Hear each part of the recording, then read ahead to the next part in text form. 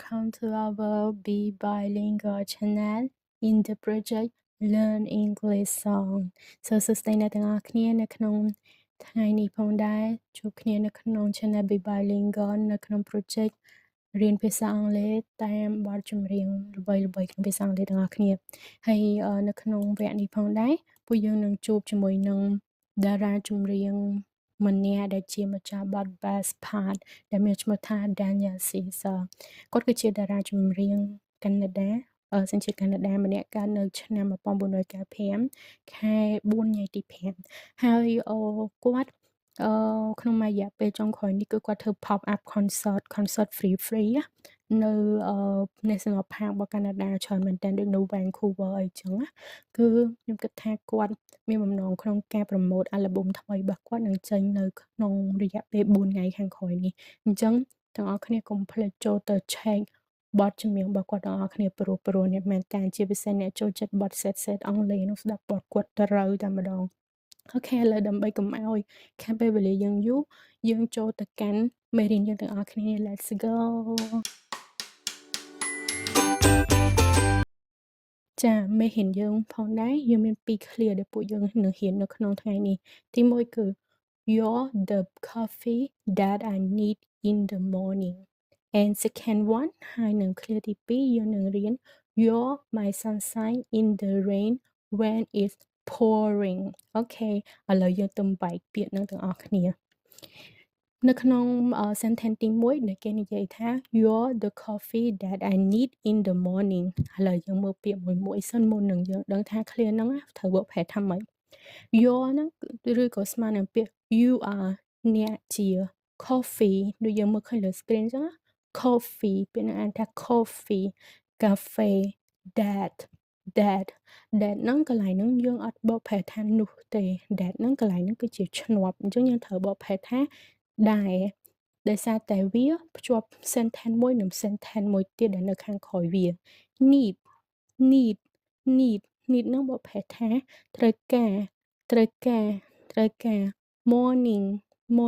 ពេលព្រឹកអញ្ចឹងយើងបានពាក្យទាំងអស់ហ្នឹងហើយណាយើងទៅមើលពាក្យហ្នឹងថាបកប្រែម៉េច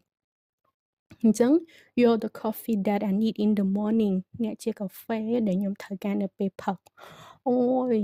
សាកសម័យមើលគេមកប្រាប់យើងថាអ្នកឯងបើសិនជាខ្ញុំអត់មានអ្នកឯងខ្ញុំផឹកឡើងងើបមកគឺស្អីមិនដឹងស្អីទេអ្នកឯងគឺជាកាហ្វេដែលខ្ញុំត្រូវការជារៀងរាល់ព្រឹកអត់អ្នកឯងអត់បានទេ sweet ហ្មង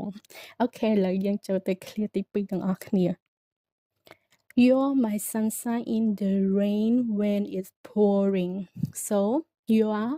យើងដឹងមិញហើយmy យើងក៏ដឹងដែរ sunshine គឺពន្លឺព្រះអាទិត្យ sunshine ពន្លឺព្រះអាទិត្យ rain ភ្លៀង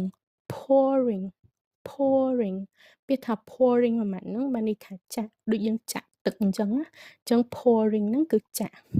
ទឹកមិនចាក់អីណាបន្ទាប់មកយើងមើល example របស់ pouring ទាំងអស់គ្នាអញ្ចឹងខ្ញុំឲ្យពី example ទី1 Would you mind pouring me some water Would you mind pouring me some water តើអ្នកឯងអាចចាក់ទឹកឲ្យខ្ញុំមួយកែវបានទេហើយទី2 People started pouring in for the weekend even អញ្ចឹងបានន័យថាមនុស្សម្នាជាច្រើនបានចាប់ផ្ដើមចូលជាគំហុកមកនៅក្នុងកម្មវិធីនៅក្នុងចុងសប្តាហ៍នេះអញ្ចឹង pouring ហ្នឹងដូចមានសំដៅទៅលើទី1ដូច sentence ទី1គឺវាចាក់ទឹកអីអញ្ចឹងណាហើយមួយទៀតក៏វាប្រៀបធៀបដែរដូចនេះ sentence ទី2គឺចង់និយាយថាមនុស្សចង់និយាយថាកំហុកចូលជាកំហុកទៅក្នុងកន្លែងមួយ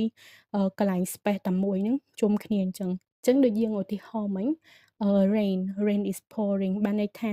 ភ្លៀងហ្នឹងវាកំពុងតែចាក់ដូចទឹកអញ្ចឹងភ្លៀងខ្លាំង heavy rain អីអញ្ចឹងទៅក៏មានន័យបែបហ្នឹងដែរអញ្ចឹងយើងមើលទាំងអស់គ្នាថា clear ហ្នឹងគេចង់បានន័យថាម៉េចអញ្ចឹង you're my sunshine in the rain when it's pouring អ្នកជាពន្លឺព្រះអាទិត្យរបស់ខ្ញុំក្នុងពេលមានភ្លៀងធ្លាក់អញ្ចឹង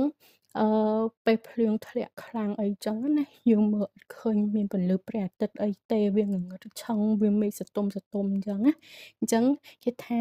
អូនជាពន្លឺព្រះអាទិត្យរបស់បងនៅពេលដែលមានភ្លៀងធ្លាក់ខ្លាំងអើយ sweet ណា អូខេ អញ្ចឹង clear ពីហ្នឹងគឺបែបហ្នឹងហើយ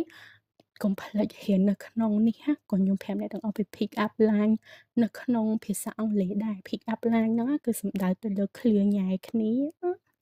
ឧទាហរណ៍យើងឃើញគេស្អាតអីចឹងយើងចង់ pick up គេអញ្ចឹងណាអូខេអញ្ចឹង pick up line ដែលទាក់ទងជាមួយនឹងមេរៀនយើងនៅក្នុងថ្ងៃនេះគឺខ្ញុំប្រាប់ទាំងអស់គ្នាគឺ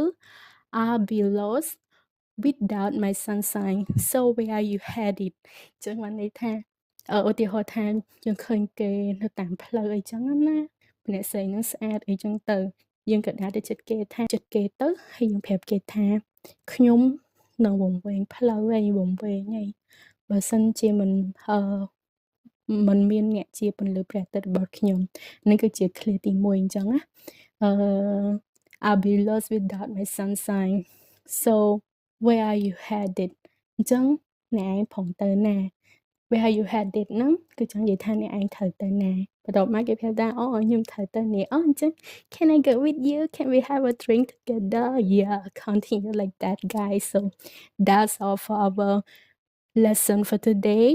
use the pick up line See you in the next video. Bye bye.